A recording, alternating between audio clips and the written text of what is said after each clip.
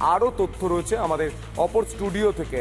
আমার সহকর্মী পৌলমী রয়েছে, পৌলমীর কাছে আরো গ্রাফিক্যাল তথ্য রয়েছে। আমি পৌলমীর কাছে সরাসরি যাওয়ার চেষ্টা করব।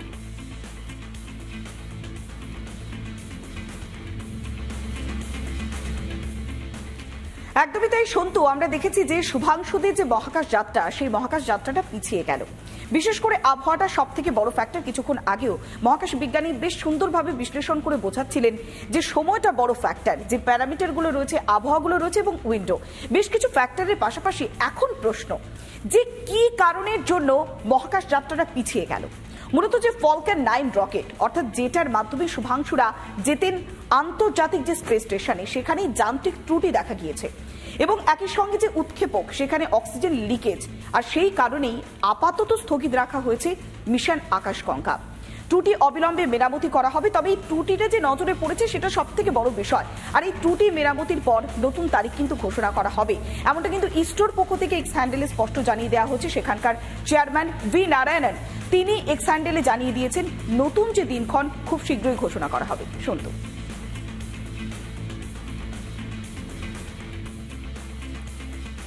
একদমই পৌলমী, ফের পিছিয়ে গেল AXIM-4 এর উৎক্ষেপণ। যান্ত্রিক গোলযোগের জন্য পিছিয়ে গেল উৎক্ষেপণ। সোশ্যাল মিডিয়ায় পোস্ট করে জানালো ইসরো, আকাশগঙ্গা যে মিশন, সেই মিশন পিছিয়ে গেল। এর আগে খারাপ আবহাওয়ার জন্য উৎক্ষেপণ পিছিয়ে যায়, আবারও পিছিয়ে যাওয়া হলো যান্ত্রিক গোলযোগের কারণে।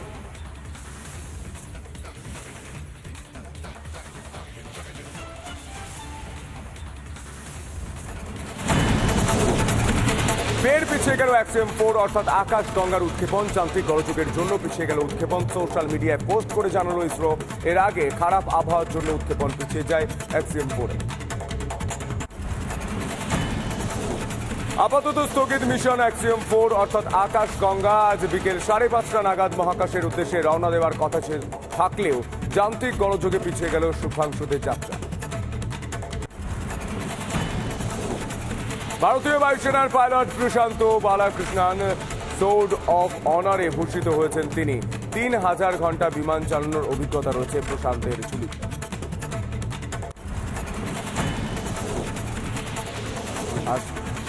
সোর্ড অফ অনারে ভূষিত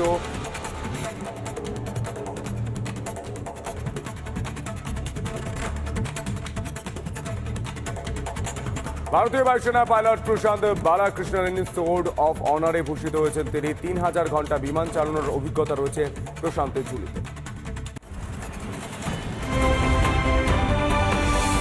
যে শ্রাবন্তী কোকা কোলা নাচতে পারে, সেই শ্রাবন্তী কিন্তু এরকম অস্ত্র ধারণ আর করে রিসেন্টলি ডাকাত করেছে। তোমার মধ্যে একটা দেবী চৌধুরানী আমি অলওয়েজ দেখেছি। আরে বাবা, আমি মনে করি প্রত্যেকটা নারীর মধ্যে দেবী চৌধুরানী আছে।